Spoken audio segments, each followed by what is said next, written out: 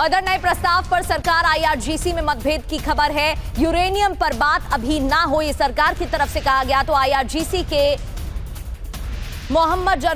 Major general Ahmad वाहिदी अड़े हुए हैं। उनकी तरफ से कहा गया है कि यूरेनियम संवर्धन का हक मिलना चाहिए। यानी कि एक बार फिर से आईआरजीसी और सरकार में मतभेद की खबर सामने आ रही है। पहले भी ऐसी जानकारी मिल चुकी है कि सरकार और आईआरजीसी में मतभेद है और अब ये अलग अलग बयान सामने आ रहे हैं।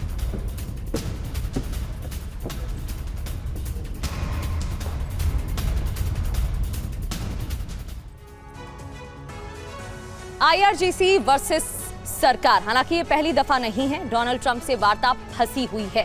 लीडरशिप की शर्तें क्या हैं? स्ट्रेट ऑफ हॉर्मुज को खोलने की मांग की जा रही है। संवर्धित यूरेनियम पर बात ना हो, ईरान का रुख है। लीडरशिप की शर्तें हैं, ईरान पर अमेरिकी हमले ना हो, स्थायी युद्ध विराम लागू किया जाए, ये भी कहा जा रहा है। लेबनान में स्थायी युद्ध विराम हो, वार्ता से विवादित मुद्दे सुलझाए जाएं। मेजर जनरल अहमद वाहिदी इस बात पर अड़े हुए हैं।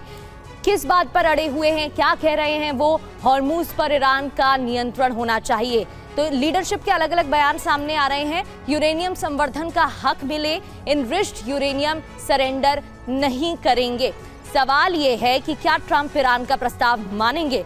ईरान की सभी शर्तें मंजूर होंगी क्या? क्योंकि अभी तक तो एक भी शर्त पर सहमति नहीं बनी है। इस बीच एक और बड़ी खबर है। ईरानी नेवी के कमांडर का बड़ा दावा, दुश्मन के खिलाफ खतरनाक हथियार से हमला करेंगे। ऐसा हथियार आएगा कि दुश्मन डर जाएगा। उम्मीद करता हूं कि हार्ट अटैक ना आ जाए।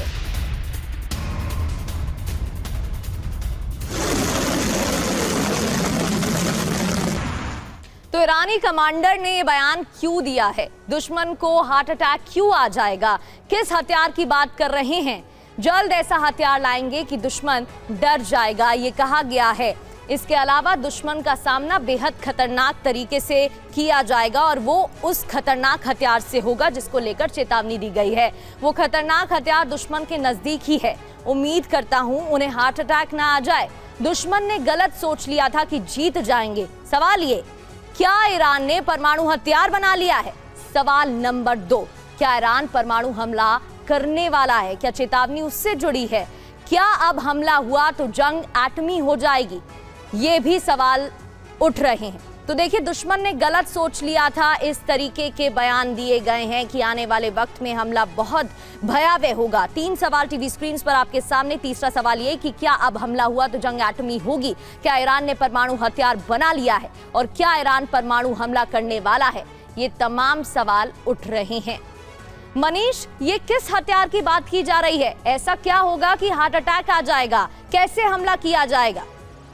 बिल्कुल, देखिए, ईरान के नेवी के कमांडर के इस बयान के बाद इस बात की काफ़ी मिलिट्री हलकों में चर्चा है कि आखिरकार किस हथियार की बात हो रही है। क्योंकि ईरान के पास जो बैलिस्टिक मिसाइल हैं या ड्रोन हैं वो तो पिछले कुछ समय से पूरी दुनिया देख रही है, बल्कि इजराइल में रहते हुए हम सब ने इसकी तपिश को महसूस भी किया था। इसके अलावा हमने देखा था कि ईरान की तरफ से डिएगो गार्सिया को टारगेट करके एक हाइपरसोनिक मिसाइल का इस्तेमाल किया गया था। भले ही वो वहाँ नहीं पहुँच पाया, लेकिन 2000 किलोमीटर दूरी तक मार करने वाले मिसाइल तक भी दुनिया ने देख रखी थी। तो फिर ऐसा कौन सा नया हथियार है?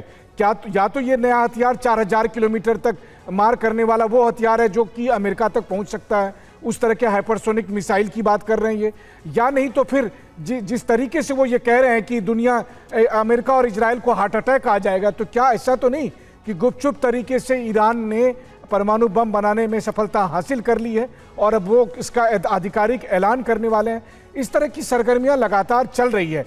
ये बात अलग है कि अमेरिका के एयरक्राफ्ट कैरियर को डुबोने की बात ईरान के सुप्रीम लीडर भी कहते आए थे और अभी भी स्ट्रेटेजी यही है कि अगर जंग शुरू हुई तो सी ड्रोन का इस्तेमाल करके आप अमेरिका के एयरक्राफ्ट कैरियर को निशाना बनाएंगे। लेकिन नया हथियार क्या होगा? ऐसा कौन सा हथियार जिससे अमेरिका और इजराइल भी डर जाएगा? तो कॉमन सेंस तो यही लगता है कि वो सिर्फ और सिर्फ परमाणु हथियार हो सकते हैं। हालांकि उन्होंने इसका कोई जिक्र नहीं किया, लेकिन देखना होगा कि ईरान ऐसा कौन सा नया हथियार लेकर आने वाला है। बिल्कुल मनीष, अगर ऐसा होता है तो फिर और भी ज्यादा भयावह हालात पैदा हो जाएंगे और इसका परिणाम ना सिर्फ ईरान को, ना सिर्फ अमेरिका को, ना सिर्फ इजराइल को, बल्कि पूरे मिडिल ईस्ट को झेलना पड़ेगा। बहुत बहुत शुक्रिया आपका तमाम जानकारी के लिए।